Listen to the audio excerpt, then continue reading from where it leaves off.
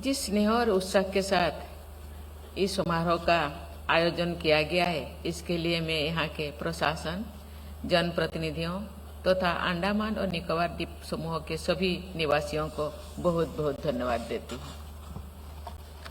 आज मुझे यहाँ के ऐतिहासिक सेल्युलर जेल के परिसर में राष्ट्रीय स्मारक पर देशप्रेमी शूरवीरों को श्रद्धांजलि अर्पित करने का सौभाग्य मिला। वहां स्थित स्वतंत्रता ज्योति वीर सावरकर जी के सेल संरक्षण में अंकित स्वाधीनता सेनानियों के नामों से सुशोभित शिला संग्रहालय में सुरक्षित स्वाधीनता संग्राम का इतिहास, वे सभी हमारे देश की अनमोल धरोहर है। वहाँ के लाइट एंड साउंड शो में हमारे देश के इतिहास का एक अत्यंत गौरवशाली और भावनापूर्ण अध्याय जीवंत हो उठता है। सेल्युलर जेल के काल कोठरियां स्वतंत्रता सेनानियों के त्याग और संघर्षों की ये साक्षी है। ये जेल हम सब के लिए तीर्थस्थल जैसा ही है। सभी महान स्वाधीनता सेनानियों का मैं सादर नमन करती हूँ। 30 दिसंबर 1983 को नेताजी सुभाष चंद्र बोस द्वारा यहाँ हमारे तिरंगा फहराया गया था। नेताजी के सम्मान में वर्तमान भारत सरकार ने रस आइलैंड को नेताजी सुभाष चंद्र बोस आइलैंड का नाम दिया गया है। गुलामी की मानसिकता से मुक्त होने के संकल्प के अनुसार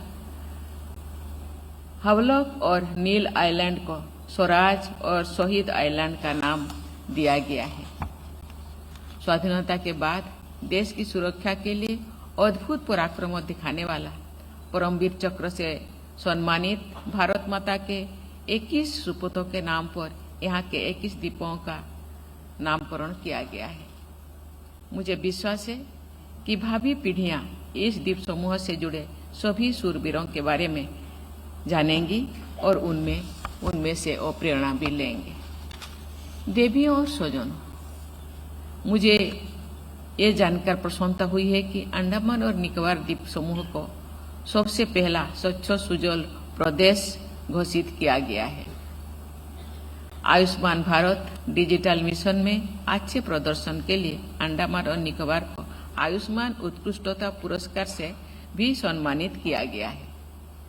इसलिए मैं इन उपलब्धियों के लिए प्रशासन और समस्त टीम को बहुत बहुत बधाई देती हूँ।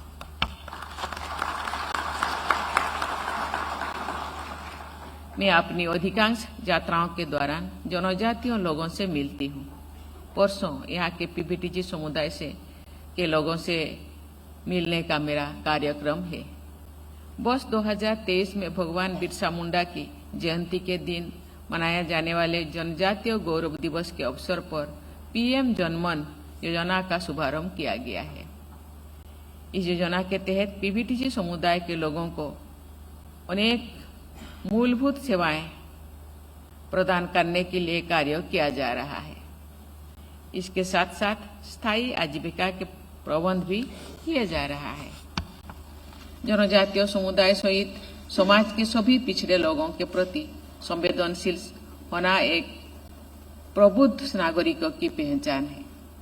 अंडमान और निकोबार द्वीप समूह में जारवा जनजाति के जीवनदाता के रूप में प्रसिद्ध डॉक्टर रतन चंद्र कौर जी ने इस पूरी द्वीप समूह में असाधारण सेवा के लिए तथा जनजातियों का संरक्षण किया गया है। इसीलिए मेरे लिए विशेष प्रसन्नता की बात है कि डॉक्टर रतन चंद्र कौर जी को वर्ष 2023 में पद्मश्री पुरस्कार से सम्मानित करने का अवसर मुझे मिला है। आज यहाँ नरियल अम्मा के नाम से प्रसिद्ध हमारी बहन कामाची बिलोमाल जी उपस्थित है। उन्होंने मुझे सम्मानित भी किया। सुदूर गांव में रहने वाली हुई उन्होंने जीवन देखी है। नई तरीके से नारियल को कैसे उनको उगाया जाए और बागान को विकसित किया जाए, उनको अच्छी तरह मालूम है। उनके असाधारण योगदान की चर्चा हर जगह पहुंची और उन्हें वर्ष 2024 के लिए पद्मश्री पुरस्कार से सम्मानित करने का निर्णय लिया गया है। उनको मैं पहले से ही बहुत बहुत बधाई देती हूँ। उन्हें इस सम्मान के लिए चुना जाना इस द्वीप समूह की हर बहन बेटी, पूरे भारत के गांव-गांव में रहने वाली महिलाओं, खासकर खेती किसानों में परिचित करने वाली महिलाओं के लिए गर्व और प्रेरणा की बात है। वो एक प्रेरणा की स्रोत है, उनसे सभी प्रेरणा ले सकते हैं। यहाँ की एक और बहन शांति टेरेसा लाकड़ा जी, जिन्होंने उनके मानवता की, विशेषकर जनजातीय समुदाय के लोगों की सेवा का आदर्श प्रस्तुत किया और वर्ष 2011 में पद्मश्री पुरस्कार से सम्मानित की गई है। अंडमान और निकोबार द्वीप समूह और यहाँ के जनजीवन को नाटक तथा सिनेमा के माध्यम से कलात्मक अभिव्यक्ति देने वाले श्री नरेश चंद्र लाल जी को वर्ष 2016 में पद्मश्री से सम्मानित किया गया।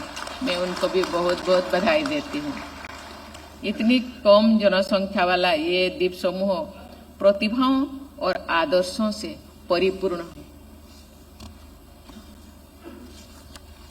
देवियों और स्वजनों, ये द्वीप समूह सामरिक दृष्टि से अत्यंत महत्वपूर्ण है। यहाँ ट्राई सर्विस थिएटरी कमांड की स्थापना की गई है। दक्षिण और दक्षिण पूर्व के एशिया के देशों से भारत को जोड़ने में इन द्वीप समूहों का विशेष भौगोलिक महत्व है।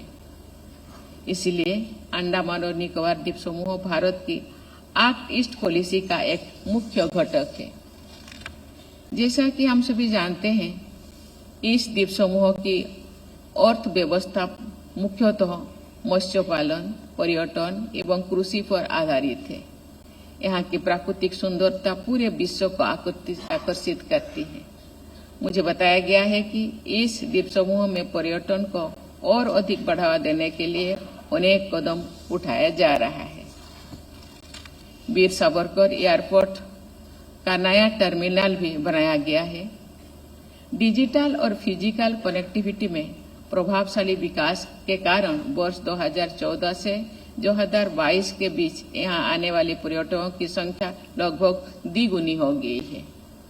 पर्यटन के निरंतर विकास से यहाँ रोजगार बढ़ेगा और युवाओं को विकास के नए अवसर मिलेंगे। देवियों और स्वजनों, अंडमान और निकोबार द्वीप समूह के चारों ओर का एक्सक्लूसिव इकोनॉमिक जोन भारत के समस्त EEZ का लगभग 30% है। इस द्वीप को की ब्लू इकोनॉमी का भारत की अर्थव्यवस्था के विकास में महत्वपूर्ण योगदान रहेगा।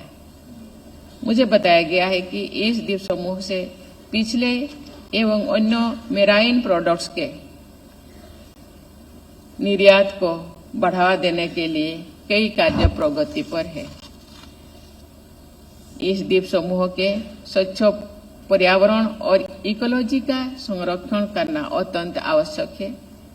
विकास कार्यों और पर्यावरण संरक्षण के बीच संतुलन रखते हुए हमें आगे बढ़ना होगा। देवियों और स्वजनों, देशवासियों ने ये संकल्प लिया है कि वर्ष 2047 में जब हमारी आजादी के 100 वर्ष पूरे होंगे, तब तक भारत एक विकसित देश बन जाएगा।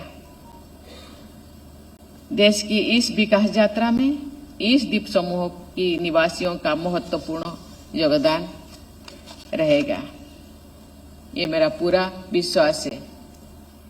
मैं एक बार फिर इस आयोजन के लिए अंडमान और निकोबार प्रशासन तथा यहाँ के निवासियों को बहुत बहुत धन्यवाद देती हूँ। मैं आप सबके उज्जवल भविष्य की मंगल कामना करती हूँ। जय हिंद, जय भारत।